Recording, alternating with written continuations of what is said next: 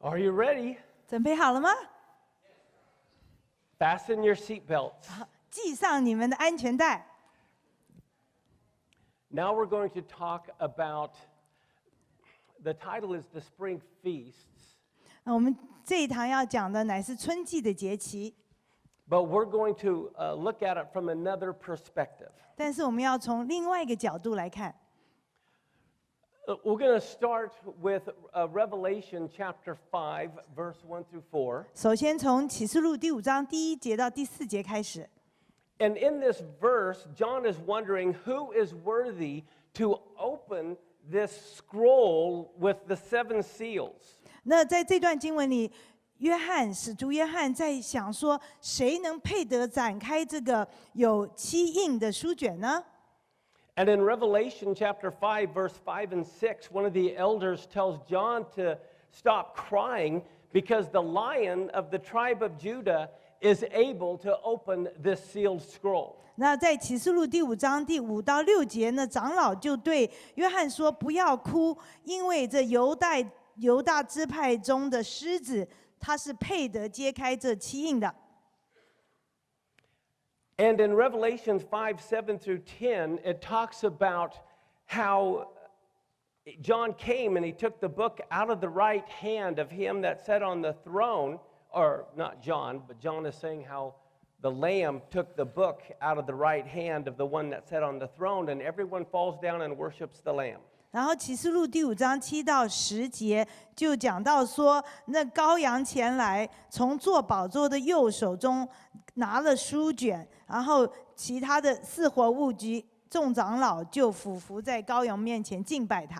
How many of you would like to know what was in that 7 sealed scroll? 有多少人想知道，在那个有7印的书卷里面是什么呀？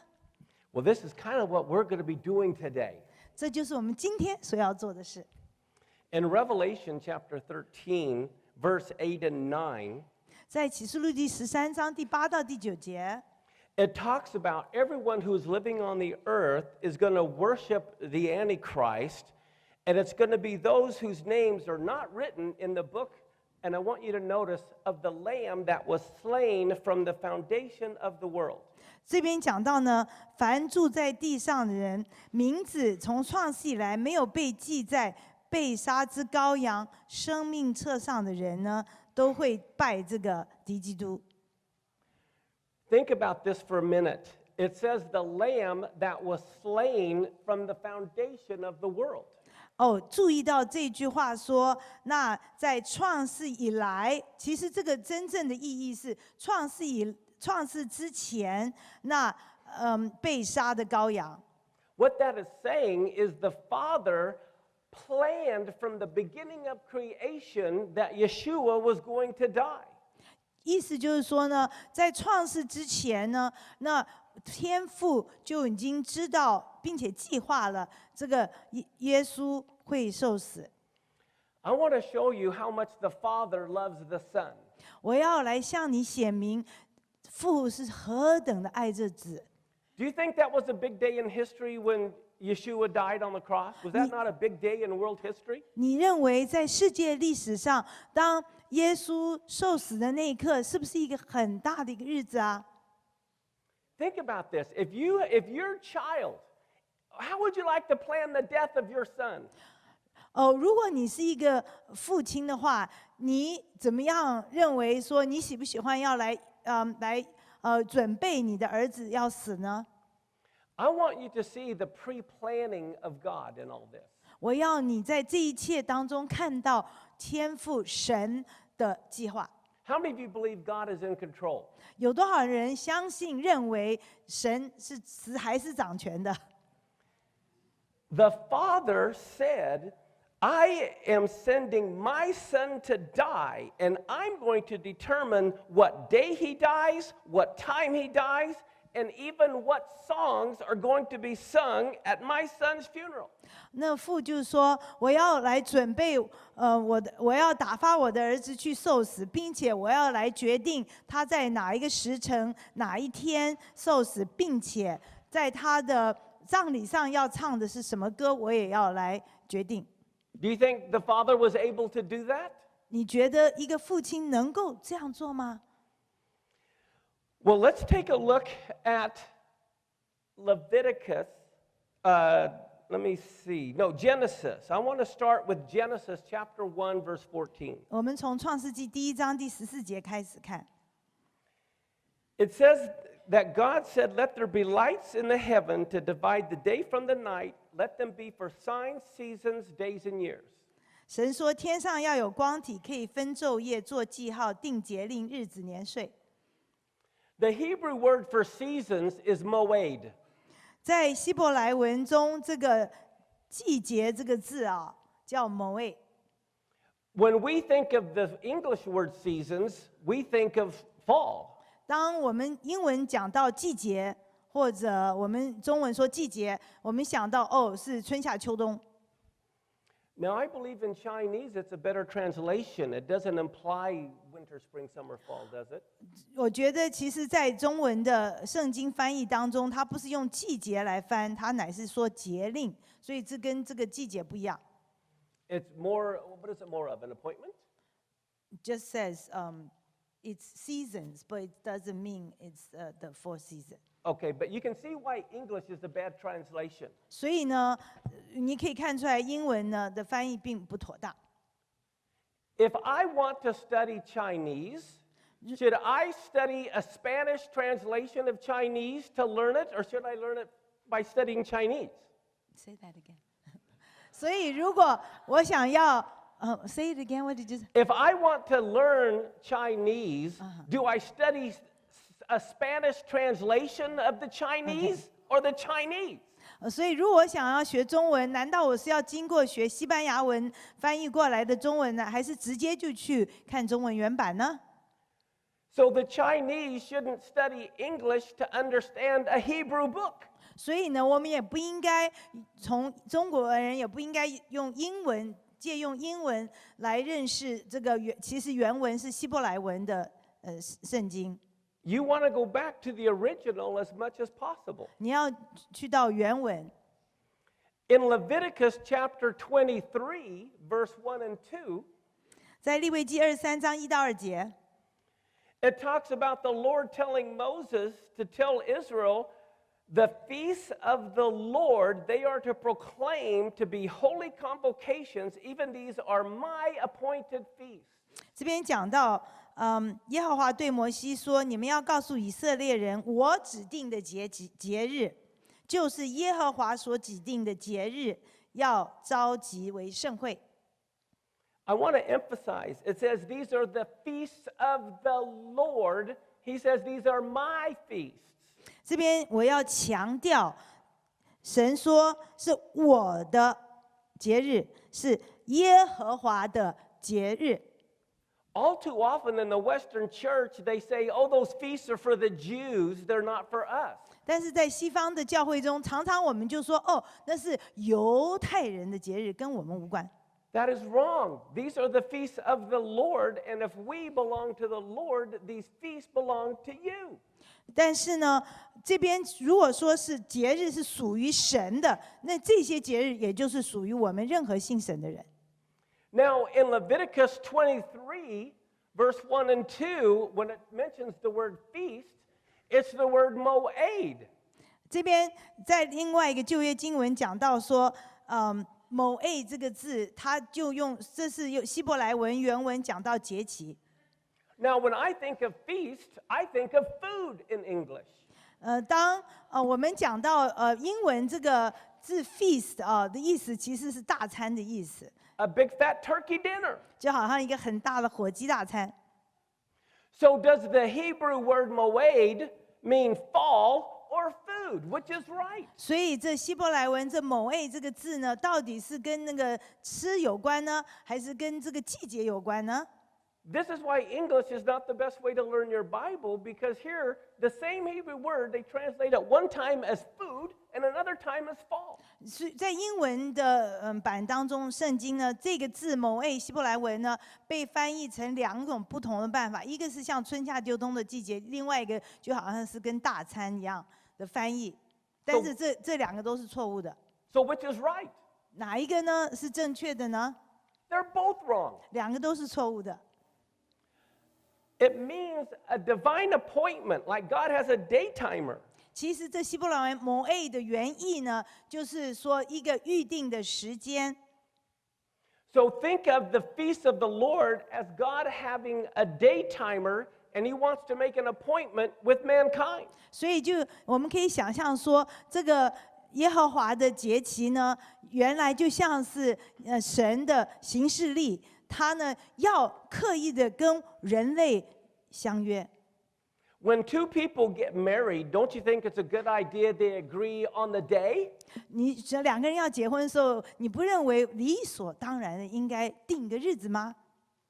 Well, if God wants to meet with you, we need to be on His schedule. 所以，如果神要与我们会面的话，我们必须照着神的时间表。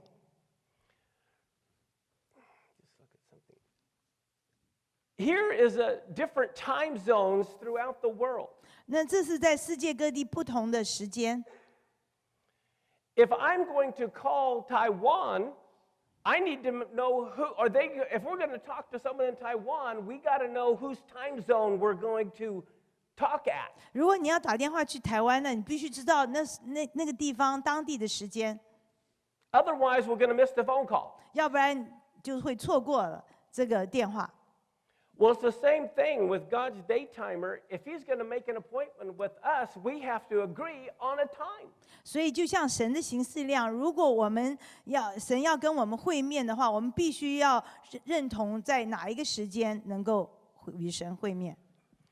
I used to live right on the border of Colorado and Kansas, which is a time zone change. 我过去曾经就在两个州，卡罗拉多州跟堪萨斯州的边界。那时候呢，这个地方呢就有两个不同的时间表。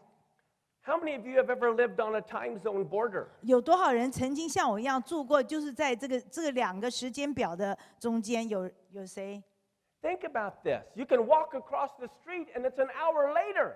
你想想看，你只要过一条街，就变成1个钟头之差， And that's without traffic.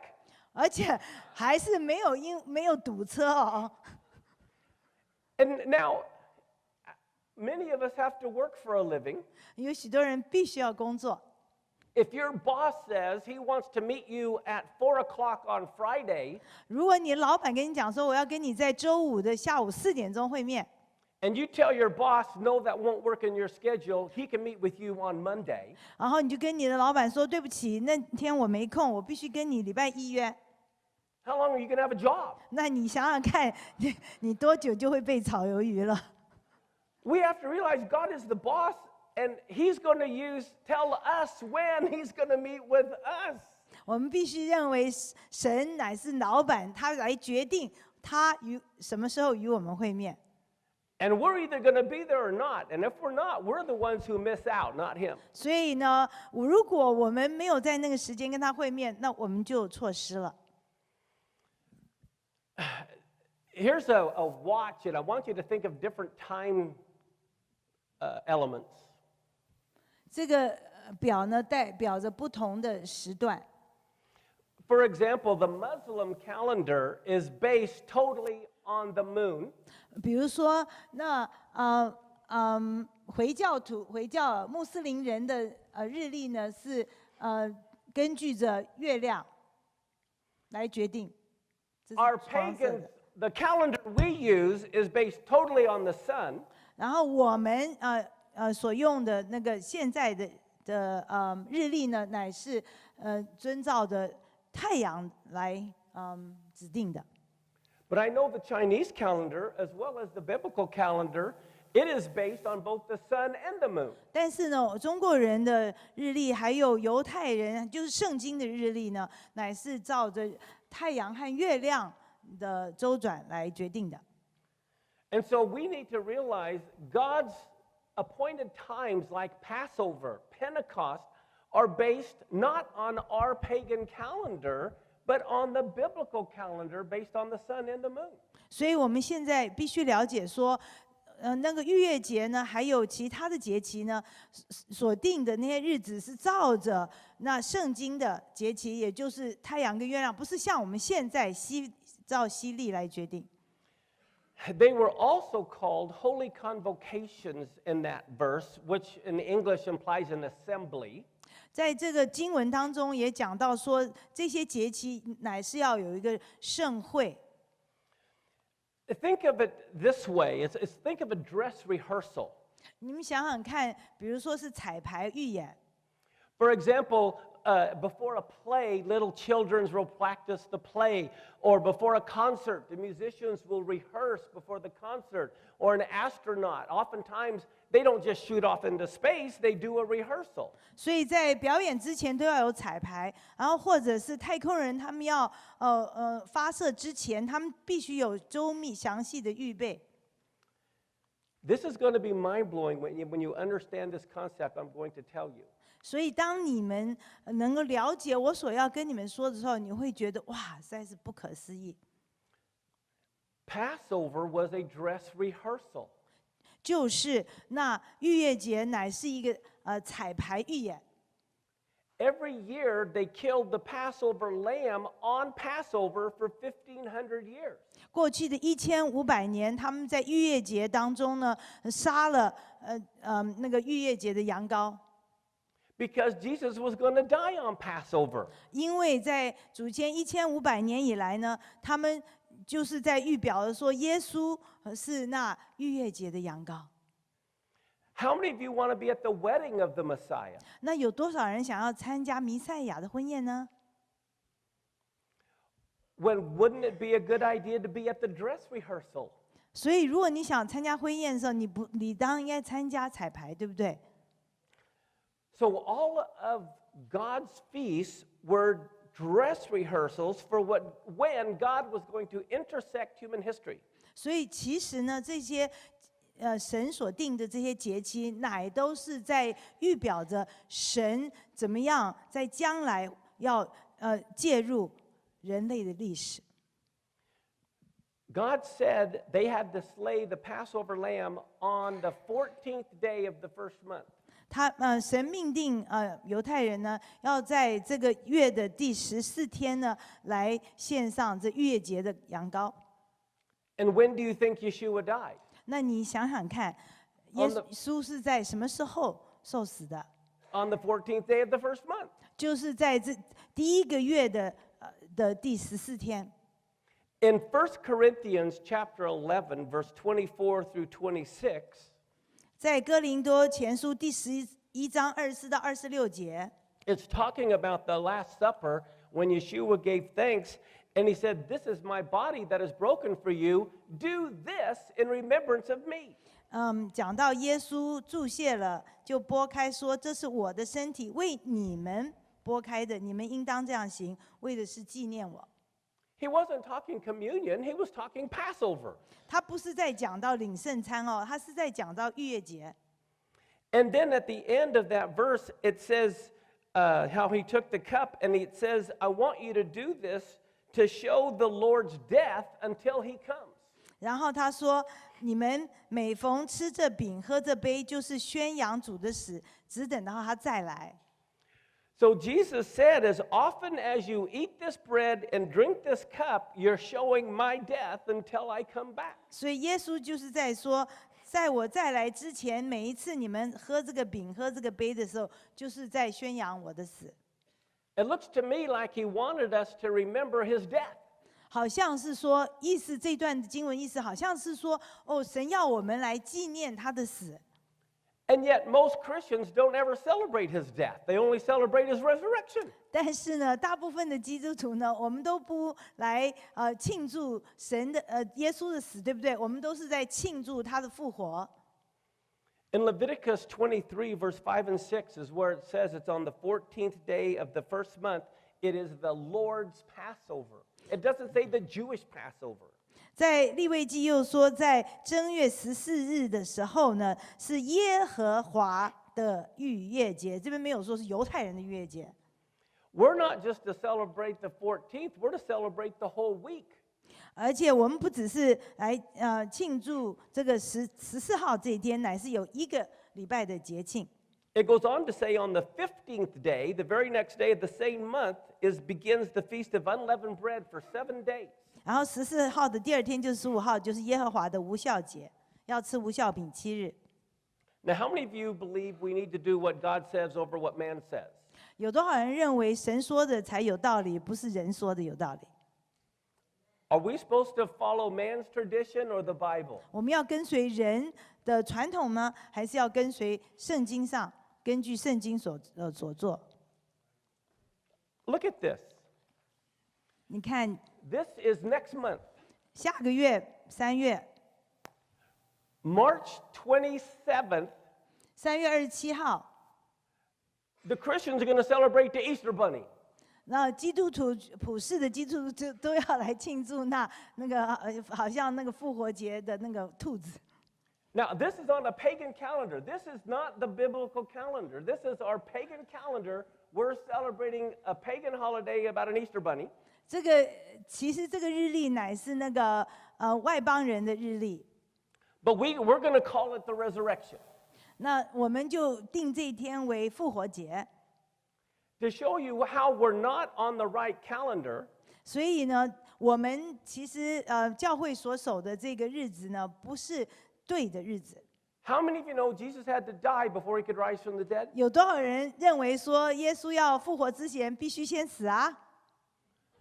Next month is when he dies. 其实4月却是22号，真正的是他死的那一天。 The first day of the 14th month is here.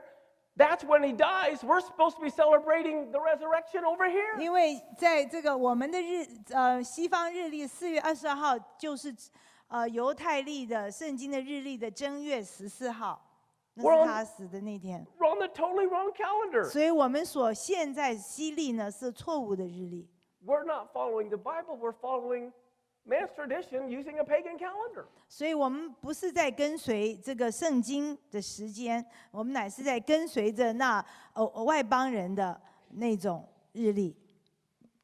Now, in Numbers chapter 9, verse 2 and 3, 在民数记第9章2到3节， it talks about how Passover had to be celebrated according to all the different rites and ceremonies. 这边讲到呢，要怎么样守这个逾越节，是要完全遵照神的指示。 But it doesn't list really any rites or ceremonies. 但是这边却没有详细的记录什么样子的各样的仪式。 So how are we supposed to know unless we understand Jewish tradition? 所以如果我们不认识到犹太人的传统，我们就不知道了。 There were a lot of things that weren't written in the Bible, but the Jews do, and just because it's tradition doesn't mean it's bad. 很多东西呢，就是犹太人的传统，并没有记录在圣经里面，但并不是不好的。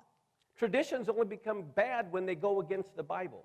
所以但是如果传统是跟圣经相抵触，那当然就不好。 Many of the traditions at Passover pointed to Jesus, but we don't know about it because we threw out all the traditions. 那其实这很多犹太人的传统呢，他们当中所做的事情都在预表着耶稣，但是我们不知道。 One of the traditions is based on the verse in Exodus 12:15, where they had to get all the leaven out of their house. 有一个犹太人的历年来的传统呢，就是记录在出埃及记12章15节。 And this is where spring cleaning comes from. It's the whole concept of getting the house cleaned up every spring. 这就是我们所谓的春季大扫除的来源，就是要洁净这个房子。 And what the Jewish tradition was this, they would get, after mom and dad would clean the house of all the leaven, 他们在逾越节的时候呢，特别要清除在屋子里的任何的酵， because they were to teach these principles to their kids, 但是他们也要把这个传统教导他们的下一代， and they wanted to make it fun. 而且他们要让这个东西是非常有趣的，对他们的孩子来说能够有深刻的记忆。 Let's go back to the big picture. Hide a little piece of leaven somewhere in the house. 所以呢，父母亲刻意呢就把酵藏在屋子里的某一个地方。And then you see there would be a wooden spoon, a candle, a feather, and a linen cloth. 犹太人的传统呢，会有4个东西，就是这木勺，然后还有这个蜡烛，还有那个羽毛跟那个麻布。And Dad would take the candle, and he's going on the hunt looking for the leaven with the kids. 那个爸爸就带着一群孩子们在后面呢，他手上拿着蜡烛要找，还有什么酵在屋子里。So Dad has the candle, one of the kids has a wooden spoon, the other kid has a feather, the other one has the linen cloth, and they're all following Dad looking for the leaven.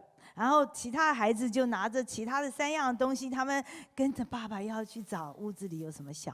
And then Dad would shine the light toward the leaven, and the kids would go, "There it is, Dad!" 然后爸爸就故意把那个那个灯那个蜡烛呢的光照在那个酵的地方，然后孩子就呼喊说：“哇，酵在那儿了，找到了。” And then Dad would say, "Don't touch it, let me handle it." 然后爸爸就会跟他们说：“哦，你们不要碰那个酵，让我来处理。” Just like our Father tells us concerning our sin, don't touch it, let Him handle it. 就好像我们的天父告诉我们说，让我们不要再来触碰我们自己的罪，让他来处理。And then what would the Father do? He would take the feather and the wooden spoon, and with the feather, he would gently take the leaven and put it onto the wooden spoon. 然后父会怎么做呢？那个父亲呢，就会拿这个羽毛还有那个木勺，他很轻轻的将那个酵呢，用那个羽毛刮在木瓢上面。The feather represents the Holy Spirit taking our sin and putting it on the cross, the wooden spoon. 所以呢，这就代表着呢，神呢将那个酵呢，就是我们的罪呢，钉在十字架上这个木瓢。And then all of that was wrapped in linen, just like Yeshua was wrapped in linen. 然后这一切东西呢，就由这个麻布给包起来，就好像耶稣是最后他的尸体是被麻布包起来。They do this to this day in every Jewish household. 到今日，每一个犹太人的家里面，在逾越节都这样做。And in every Jewish community, there's a community burn pile where all the neighbors will take their leaven and the wooden spoon and the linen, and they would go and they would put it in a burn pile, and it would be burned. 然后在犹太人的住宅区里面啊，他们有一个特定的地方是可以烧毁这些东西，所以他们每一家人都把这个麻布包的这个酵跟瓢和羽毛呢，都聚在一起烧毁。And what do we know in the book of Hebrews? It talks about how Messiah was taken outside of the camp where he was sacrificed. 我们希伯来书有讲到说，弥赛亚被带到营外，然后被牺牲。So the father would always have the children would always want to help dad get the leaven out of the house. 那孩子们都非常乐意呢，帮助父亲呢把这个酵呢从家里面除掉。 Now let me ask you something. 那我问你们一个问题： First, let me show you something. Oh, How many of 先要- you recognize this as the Last Supper? 有多少人可以认得出来这幅画乃是讲到最后晚餐？ Do you know this is a Greek Western mindset. This is the problem. 足足显明那个希腊的那个西方的那种理念。 Do you remember this is called the Feast of Unleavened Bread? 记不记得那个逾越节又叫做除酵节？ And what did they do? They got a big loaf of bread in his hand. 你看他怎么做？这个耶稣竟然手中拿的是面包啊！ This is what happens is when in the painting the artist paint everything wrong. 就是这个画家画错了，竟然把面包有酵的面包拿在耶稣的手上。 Because they don't have a Hebrew Eastern mindset. They have a Western mindset. 因为他们没有一个希伯来的那种犹太人的思想理念，在画这个图的时候。 Now, do you remember the story of Jesus chasing all the money changers out of the temple? Do you guys remember that? 你们记不记得耶稣要洁净圣殿的那一幕啊？ Do you remember what month that was? Was that in July? Was that in December? Do you remember when that 你记不 happened? 记得圣经记载中有没有讲到说那是什么时候？是的夏天呢，还是在冬天呢？ Does anyone remember what was going on? What time of year it was? 是那个时候是7月份还是12月呢？ You will now never forget the rest of your life. 从现在开始，你再也不会忘记。Look at the Gospel of John, chapter 2, 13 through 15. 来看到约翰福音，第2章13到15节。It says, Now the Passover was at hand, and Jesus goes up to the Jerusalem, and he drives them out of the temple. He's helping Dad get the leaven out of the house for Passover. 这边讲到是在逾越节之前呢，他洁净的圣殿，他就是帮助天父来洁净，将这个酵从屋子里除去。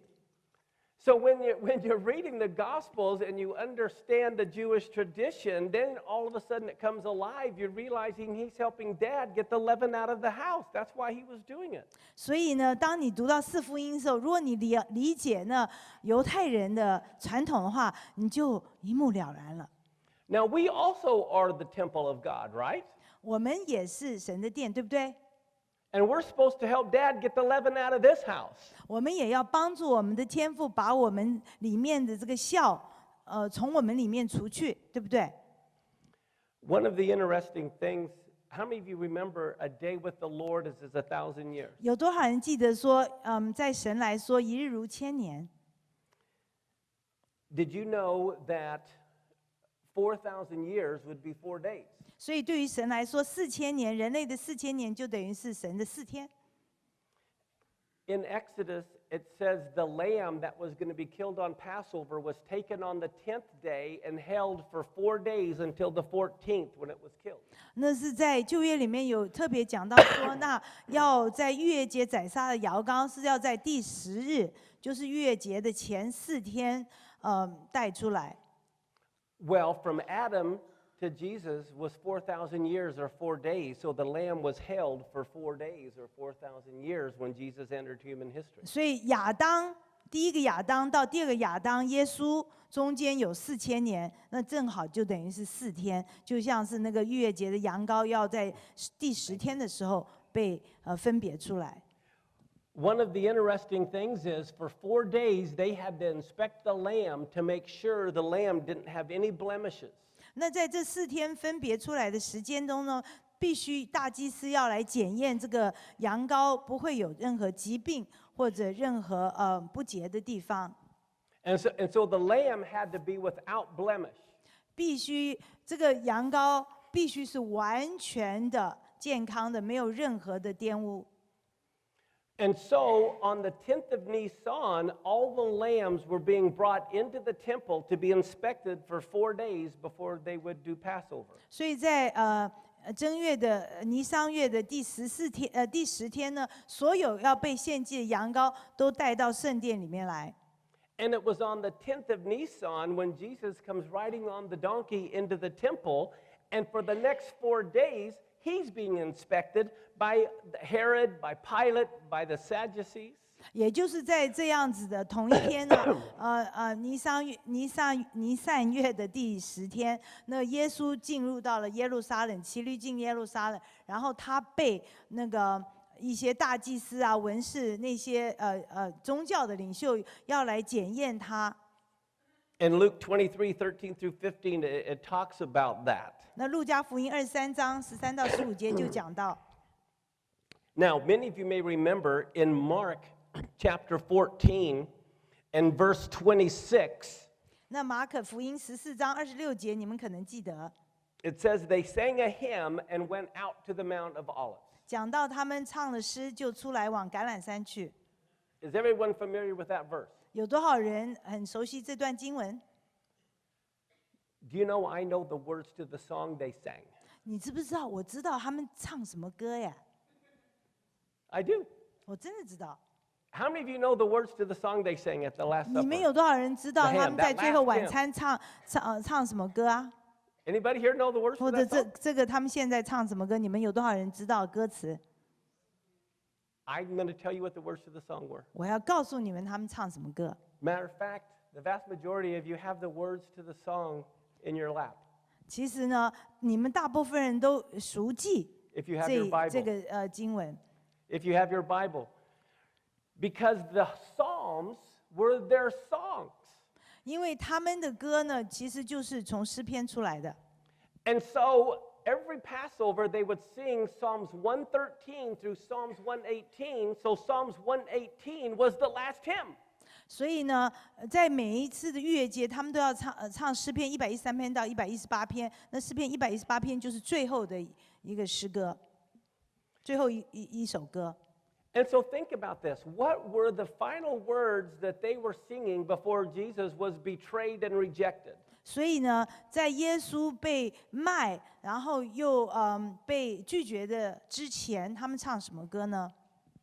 Let's look at Psalms 118, verse 21 through 23. 来看诗篇118篇21到23节。 And go ahead and read that. 我们一起来读。我要称谢你，因为你已经应允我，又成了我的拯救，匠人所砌，成了房角的头块石头。这是耶和华所做的，在我们眼中看为稀奇。 Wow. The stone the builders rejected has become the headstone of the corner, and that's what they're singing right before he was rejected. 在耶稣被卖之前，他们正就唱这一句话：匠人所砌的石头已经成了房角的头块石头。 Now look at Mark chapter 15, verse 24 and 25. 马可福音15章24到25节。 It says it was the third hour and they crucified him. 这边讲到是在第3个时辰的时候，他们把他钉在十字架上。 You know what time the third hour is? It's 9 in the morning. 你知道第3个时辰是几点吗？乃是我们的9点，早晨9点。 9 in the morning is the time of the morning sacrifice. 早晨9点乃是他们的惯例的犹太人要做早上的祭的时间。 Josephus, who lived at that time, records there were 2 million Jews there for Passover every year. 2那 million. 个历史家约瑟法呢，他记载说，在逾越节的当天呢，就有200万的犹太人聚集在耶路撒冷。 So imagine while Jesus is being nailed to the cross, 所以你们想想看呢，正在耶稣被钉在十字架上的那一刻， they would sing Psalms 113 through Psalms 118 3 times a day. 他们那一天呢，要唱3次诗篇113篇到118篇。 At the time of the morning sacrifice, at noon, and the time of the evening 这 sacrifice. 三次就是早上9点钟，还有正午，还有下午3点钟做晚祭的时候，他们要再唱一遍。 Now, can you imagine a 2 million member choir all singing together surrounding Jerusalem? 你可以想象到，当时有200万的犹太人围绕着耶路撒冷，他们同时都在唱这些诗歌。 So Jesus is being nailed to the cross, and some people are oblivious. They don't even know what's going on. 那当时耶稣在被钉十字架中，有一些人都还不知道发生了什么事。 Now it says they nailed him to the cross the third hour of the day. That's the time of the morning sacrifice. 我们已经说了，那他被钉十字架的时候是第3个时辰，那就是献早祭的9点钟。 So at the very moment when the Passover lamb is being bound to the horns of the altar that they're going to kill that afternoon, 所以就正在那个逾越节的羊羔呢被绑在祭坛上，准备被杀的时候， they're nailing Jesus to the cross at the very same second. 在同一时刻，他们就将那个钉子钉在耶稣的身体上。 And at that very moment, Jesus hears a 2 million member choir singing. 同时，耶稣也能够听到那个200万的犹太人的大合唱。 And what is Jesus hearing everyone sing but Psalms 118, verse 27? 那耶稣听到他们唱什么呢？难道不是诗篇118篇的27节吗？ So let's put up the words to what they were singing. 看啊，他们在唱的是什么？ Of Psalms 118, verse 27, 诗篇118篇27节。 and read that with together. 我们来一起读：耶和华是神，他光照了我们，理当用绳索把祭牲拴住，牵到坛角那里。 At the very moment they're binding the Passover lamb to the altar, they're nailing Jesus to the cross, and he hears 2 million people singing, "Bind the sacrifice with cords." 在那同一时刻，就是将那个逾越节的羊羔要宰杀羊羔绑在祭坛的脚，然后耶稣基督的将钉子钉在他的手上的时候，那又听到那200万人的大合唱，说将那个绳索把生计拴住，牵到坛脚那里这一句话。And then in Matthew 27, verse 45 through 47, 马太福音27章45到47节。it says, "From the 6th hour to the 9th hour, it goes dark." 里面讲到从第6个就等于是从第6个时辰到第9个时辰呢，全遍地都黑暗了。That's from noon until 3 in the evening, time of the evening sacrifice. 就是意思就是说，从午正到申初，申初就是那晚祭的时候。And so what do we find? The 6th hour, when he's up on the cross being hung, 所以在午正的时候呢，耶稣已经被挂在十字架上了。2 million people have their hymn books out, and all of a sudden the lights go out. 在午正的时候，他们不是要再唱一遍这些诗歌吗？忽然没有亮光了。And what were they singing? What was Jesus hearing them sing at noon? 因为遍地都黑暗了。那时候呢，耶稣听到他们在唱什么呢？ Look at Psalms 118, verse 14 through 16. 我们来看，诗篇118篇14到16节，他们唱什么？ Go ahead and read that. 我们一起来读。耶和华是我的力量，是我的诗歌，他也成了我的拯救。在义人的帐篷里有欢呼拯救的声音。耶和华的右手施展大能，耶和华的右手被高举，耶和华的右手施展大能。Jesus is considered the right hand of the Father. 向来呢，耶和华的右手的意思呢，就是耶稣。And here he is being lifted up, and they're singing, "The right hand of the Lord is being lifted up." 所以这耶和华的右手，耶稣被高举。And then at 3 in the afternoon, that's when Jesus dies. 就是在下午3点钟的时候，耶稣咽下了最后一口气。And at the very moment, at 3 in the afternoon, is when they slay the evening sacrifice. 那就是下午3点钟的时候呢，那犹太人惯例要在这一天献晚祭。Do you see how the Father planned not only the day, but to the very minute his son's death? 你们现在看到天父是怎么样的安排了准确的时刻、时辰、日子，就是耶稣要被牺牲的。He even had King David write the funeral song 1,000 years ahead of time. 他甚至感动了大卫王，在1000年之前就写了这个葬礼的诗歌。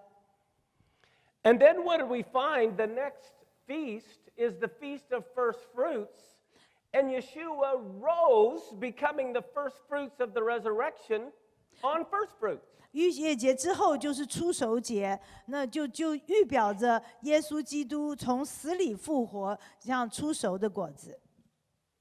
Most Christians don't know the Jews had been celebrating first fruits every year before he even rose from the dead. 大部分的基督徒都不知道，犹太人在耶稣基督还没有复活之前，就已经年年在庆祝纪念这个初熟节了。We've turned it into the Easter bunny. 那我们反而把它变成像是那个复活节的那个兔子。The Jews have been celebrating the resurrection or the Feast of First Fruits every year for 1,500 years.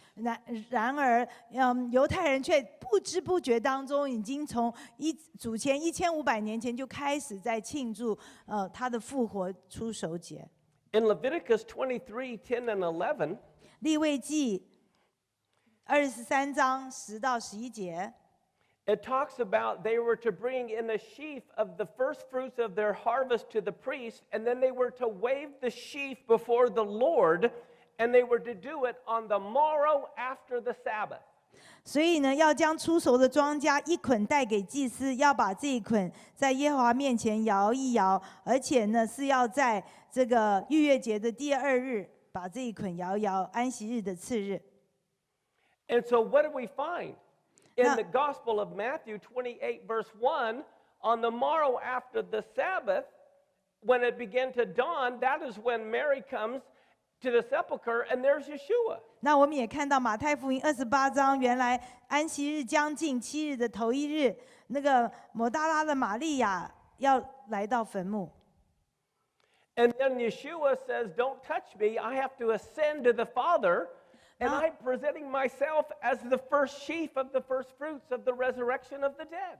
所以呢，耶稣告诉玛利亚：“你不要碰我，因为我必须要去到父的面前，把我自己献给他，就好像是那出手节的那一捆摇祭，要献给神。” This is why in Acts 26:23 it talks about how Christ should die and he should be the first that should rise from the dead.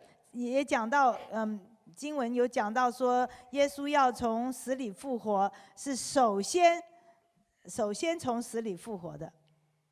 In Deuteronomy 16:16, it talks about 3 times a year everyone has to come to Jerusalem, and it was for Passover, Pentecost, and Tabernacles.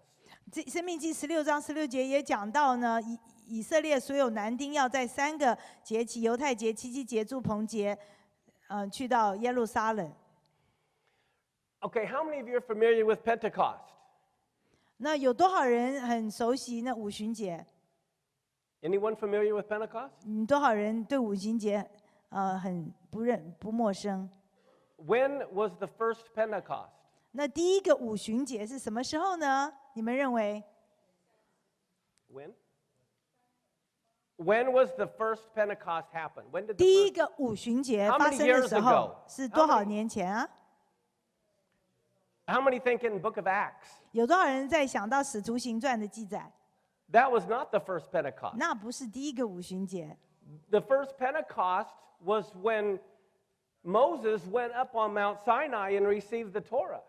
第一个五旬节乃是摩西上到西乃山接受到那十诫， The Jews were the first Pentecostals. 所以呢，原来犹太人是第一个五旬节派人。 And then there were about 2 million Jews there.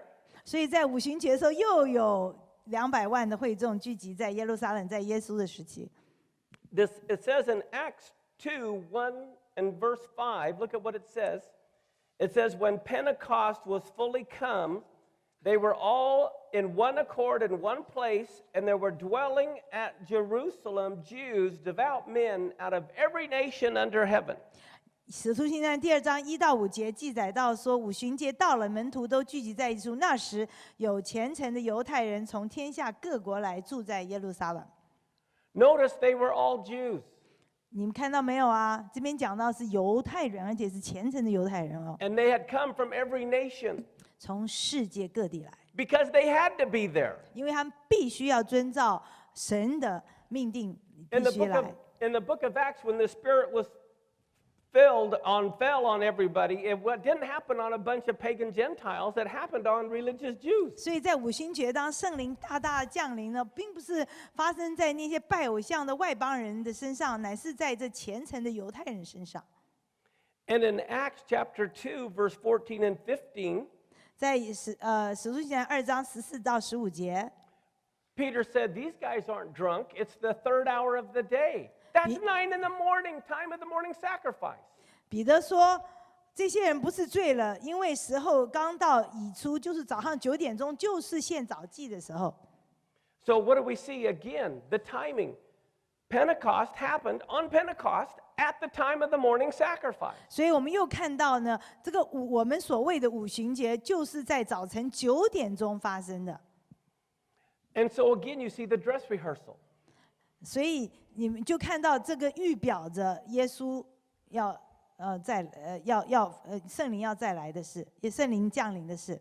And you'll notice in Acts 21:20, it talks about how many tens of thousands of Jews who believe in Jesus, but they're still zealous for the Torah.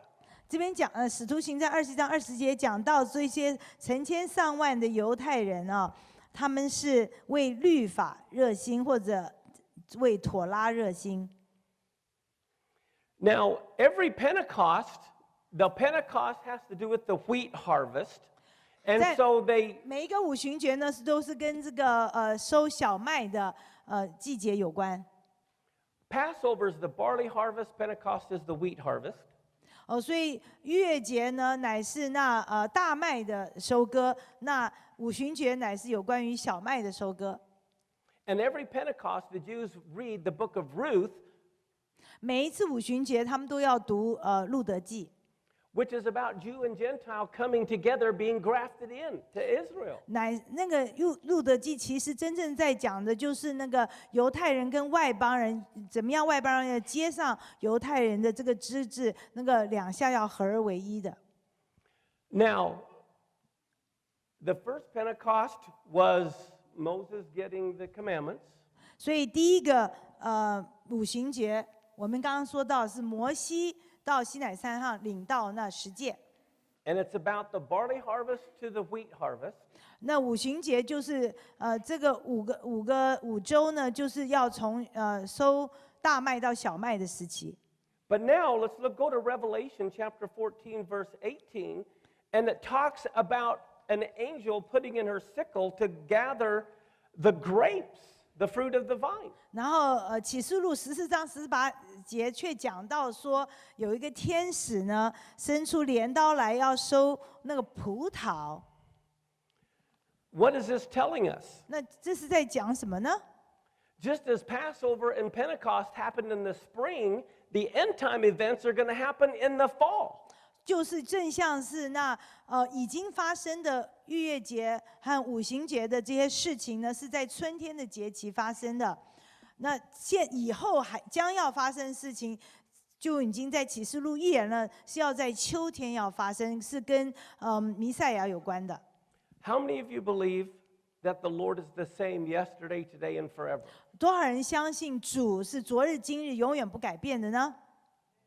Do you believe that here or down here? 你是在头脑里面相信，还是在内心深处相信呢？ I mean, do you really believe he's the 真的 same? 真的，你认为他昨日今日永远不改变吗？ Well, let's bring up this picture on the big screen.